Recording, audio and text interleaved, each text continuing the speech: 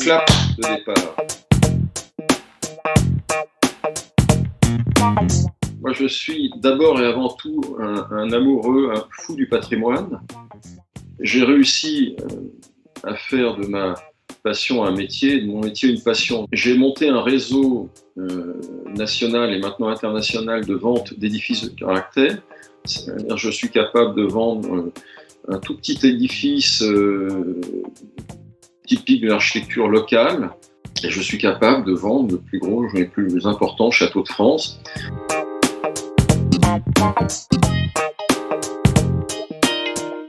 J'ai accepté la présidence de ce club parce que la fondation, évidemment, est un moteur incontournable de la sauvegarde du patrimoine en France. Il y a derrière la fondation des fervents défenseurs du patrimoine. Ce sont des gens qui ont une approche très efficace, très moderne, dans un univers qui a un peu besoin de temps en temps d'être un peu dépoussiéré. Les missions, elles sont assez simples. Les missions, ce sont évidemment les objectifs même de la Fondation du patrimoine, c'est la sauvegarde du patrimoine. Et puis, pour moi, en tant que président du club, c'est de regrouper des entreprises, des PME déjà d'une certaine importance, qui ont un attrait pour le patrimoine. Actuellement, le club est composé de 5 entreprises, parce que c'est un club naissant, donc nous en sommes au début.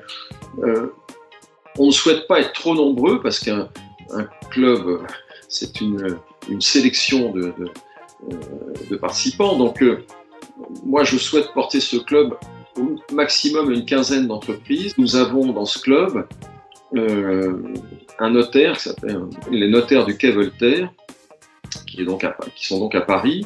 Ce sont des notaires qui défendent déjà à titre individuel le patrimoine, qui font partie de beaucoup d'associations de sauvegarde du patrimoine et qui ont la particularité de travailler dans un environnement exceptionnel, parce qu'une partie de leurs bureaux sont classés monuments historiques. On a ensuite le groupe AMA, qui nous fait l'honneur de venir avec nous dans cette aventure. On a une autre société qui s'appelle la société Resreim, qui est une société de gestion indépendante, spécialisée en immobilier. C'est une société qui gère 35 000 m² d'actifs à Paris, très souvent historiques, comme par exemple l'hôtel de Vaugué dans le 7e arrondissement, mais qui s'intéresse aussi au patrimoine plus contemporain. Et donc, cette société travaille aussi sur des problématiques, par exemple, dans le bassin de la Villette. Ensuite, on a une société qui vient nous rejoindre, qui s'appelle Upside Partners, une société de conseil en immobilier qui est indépendante elle aussi, et qui intervient auprès des entreprises, des family office, des investisseurs, sur des questions concernant leurs actifs et aussi leur environnement au travail. Donc tout ça est très immobilier pour l'instant,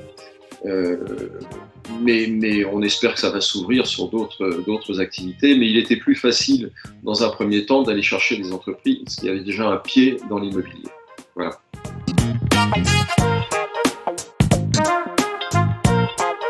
Les avantages pour une entreprise de rejoindre ce club, ils sont évidemment dans l'image et la communication qu'on peut retirer de cette participation. Et puis, dire qu'on est dans un club de la Fondation du patrimoine, encore une fois, je trouve que c'est très, très vertueux pour une entreprise. Après ça, il y a des avantages, des petits avantages fiscaux sur les dons qu'on peut faire, mais je ne crois pas qu'il faille venir participer à un club en pensant à ces avantages-là. Et puis il y a des contreparties. La dernière récompense qu'on est attribuée concernait une statue de Buffon au Muséum d'histoire naturelle de Paris. Alors, en dehors du fait qu'il y ait une petite pancarte par terre où il est noté le nom des entreprises, on a eu la chance d'avoir une visite privée du Muséum d'histoire naturelle, de découvrir des choses fantastiques, et on va continuer dans cet esprit-là. Si on veut pousser la chose beaucoup plus loin, ça permet de se rencontrer, de mieux se connaître, éventuellement de développer un partenariat entre sociétés à travers le club. Donc tout ça est encore une fois très vertueux.